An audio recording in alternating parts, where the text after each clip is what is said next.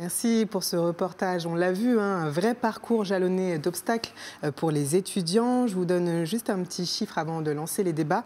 Selon Campus France, 43,2% des étudiants étrangers viennent d'Afrique. Donc c'est quand même un nombre important. Je me tourne vers vous, Medson, puisque vous avez aussi réalisé ce reportage.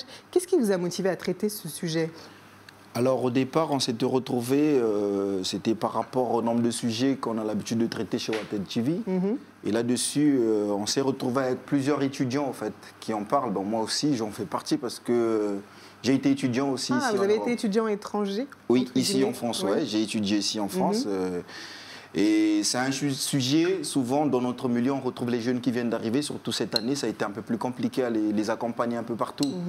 Il y en a parfois, depuis là-bas, ils demandent des attestations d'hébergement parce qu'au départ, quand ils ne connaissent pas les gens, c'est compliqué d'avoir des attestations ou même dans des services de location, vu que les personnes ne sont pas sur place, donc ils ne donnent pas l'autorisation de louer quelque chose. Donc au départ, ils sont obligés d'arriver chez quelqu'un qu'ils connaissent en attendant de faire des démarches et trouver des appartements et autres. Et ça, c'est des choses que vous avez vécues et qu'on retrouve quand même aujourd'hui. Il n'y a pas eu d'évolution, ça veut dire? Et on a comme l'impression, au lieu que ça augmente positivement, mais ça augmente négativement, en fait. Les difficultés, ouais, ça s'accroît, au fait. Ça devient beaucoup plus difficile aux étudiants qui arrivent aujourd'hui que des étudiants qui arrivaient à l'époque. Nous, en 2007, c'était pas... Il n'y a pas eu d'évolution. Je vois Alissa Fouquet hocher de la tête comme ça en disant oui, il a raison, parce que vous êtes porte-parole du syndicat étudiant solidaire étudiante et vous êtes sur le terrain. Vous confirmez tout ce qu'il dit, il n'y a pas eu d'évolution en quoi? 15 ans? Ça fait 15 ans? Ça fait 15 ans, oui. En 15 ans, il n'y a pas eu d'évolution? Ah si, il y a eu des évolutions, mais il n'y a pas eu de bonnes évolutions. Il y a eu la loi Bienvenue en France, qui a un nom retors, parce que... Bienvenue en France. Mais c'est pas ça. C'est ça, non, c'est pas ça qui qui a imposé une espèce de taxe en fait pour les étudiants extra-européens qui viennent étudier en France. Et c'est des sommes dont les étudiants étrangers peuvent être exonérés en fonction des politiques des universités, mais c'est pas obligatoire et donc du coup, il faut déjà s'endetter en arrivant, c'est ça? Déjà, il faut s'endetter en arrivant, mais c'était déjà le cas avant. Il faut déjà justifier de quasiment 10 000 euros sur son compte pour pouvoir venir en France. C'est le gouvernement qui... c'est dans la procédure pour l'admission préalable. Il faut passer des tests de français. Même avant l'arrivée en France, c'est déjà extrêmement galère et ça ne s'arrête pas pendant les études. C'est-à-dire que chaque année, il va falloir faire un renouvellement de titre de séjour. Il va falloir faire tout ça. Oui, donc il y a vraiment une lourdeur administrative, il faut allier les études, le travail, et ça met forcément dans des situations précaires. Je me tourne vers vous, Olivier. Vous en savez aussi quelque chose sur le terrain, puisque vous faites des distributions de repas, notamment pour les étudiants africains ou pas. C'est assez diversifié? Oui. Bon, on distribue à la Croix-Rouge vers 4 universités, l'IUT de Tourneur, les Tanneurs, Rabelais et Gramont. Et c'est vrai que le public de Gramont est davantage des gens qui viennent d'Afrique noire. Oui.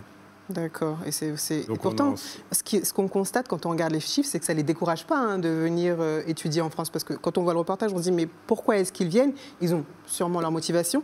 Et c'est vrai que le nombre d'étudiants étrangers inscrits en France a augmenté de 8% entre 2021 et 2022. Il s'agit de la plus forte croissance enregistrée depuis plus de 15 ans. On le voit dans le reportage, ce chiffre. Donc ça reste quand même une opportunité de venir étudier en France pour ces étudiants.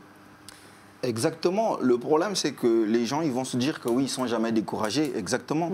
C'est juste parce que, c'est peut-être parce qu'ils n'ont pas la possibilité d'étudier là-bas. Et ils se disent, en fonction de ce qu'ils entendent parler, parce que moi, aujourd'hui, l'expérience que je suis en train d'acquérir ici en France, si je vais dans mon pays d'origine, il y a des choses que je vais apporter qu'un étudiant, quand il va me voir, il va se dire, il va rêver au fait. Il va se dire que moi aussi, je dois aller étudier en France pour avoir ce que lui, il a comme bagage. Donc c'est ce qui fait qu'ils vont continuer toujours à rêver, vouloir arriver. Mais le problème, c'est juste, ils n'arrivent pas à comprendre que pour quitter l'Afrique, arriver en France, c'est pas facile. Et ça, c'est comme ça.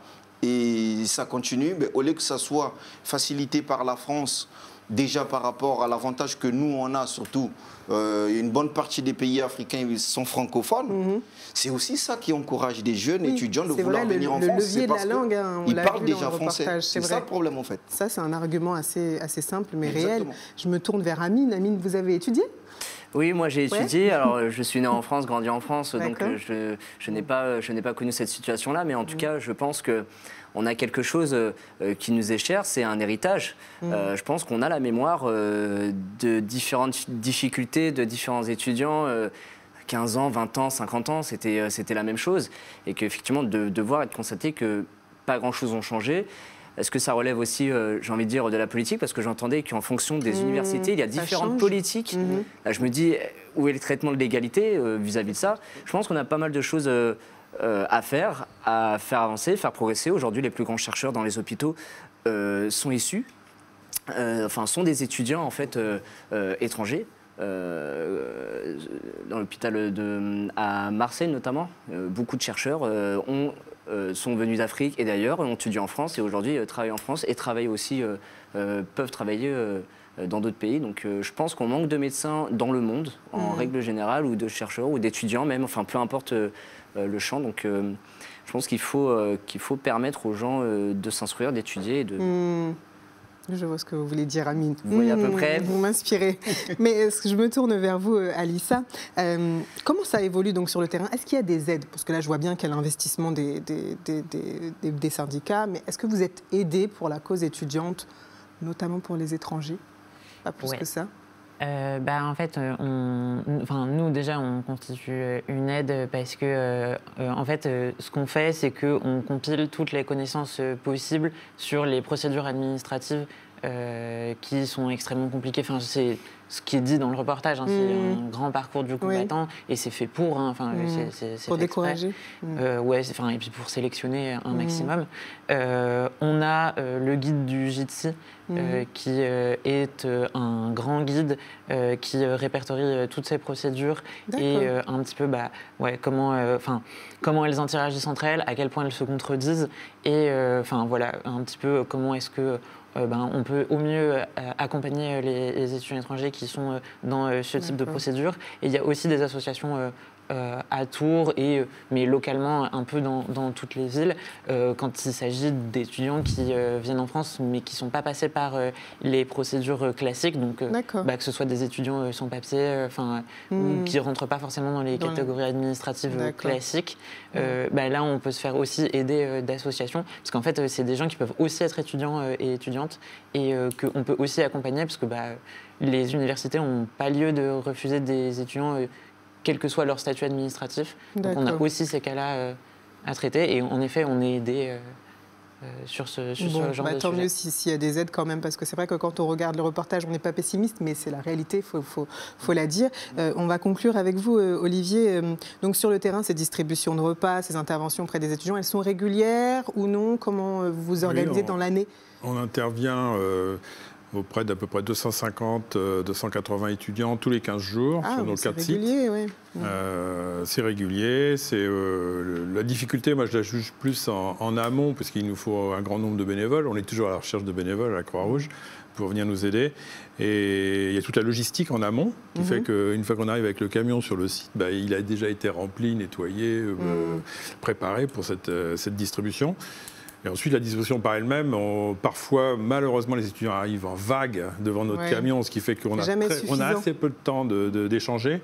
Mais ça a été quand même une de nos priorités que de tenter de les écouter davantage, d'avoir du dialogue, en particulier à la période de Covid qui a été très dure pour eux. Oui, parce qu'il y a cet aspect social aussi, on le voit aussi dans le reportage. On a vu notre participant One TV, Geoffrey, qui parlait avec l'étudiant sénégalais et ce brassage de culture où on se dit, bon, ok, c'est difficile, mais on peut aussi créer des connexions et des liens. Et c'est quand même la bonne touche positive, je dirais. Un gravement, si je peux ajouter, c'est qu'on a une clientèle qui est issue de l'Afrique, mais avec 90% de femmes qui viennent voir au camion. C'est assez curieux. Avec des gens, les femmes qui viennent souvent en groupe, et les hommes viennent esselés, et sont malheureusement, et ça c'est aux grandes dames de nos bénévoles, pas forcément très sympathiques. C'est assez curieux. Les femmes sont super sympas et les hommes femmes sont toujours plus sympas, Olivier. vous posez pas de questions dans toutes les situations. On remarque, quoi. Mais sinon, ça se passe globalement très bien. Et on est heureux d'aider les gens comme ça. Il y a un véritable besoin avec les produits frais, avec les. En tout cas, on encourage tous les étudiants africains, étrangers qui viennent vivre ce parcours du combattant et tous les étudiants de manière générale. On les soutient, bien sûr. Merci, Medsun, pour ce reportage et à vous tous d'avoir participé à cette discussion et pour les informations aussi que vous nous donnez sur les aides qui existent.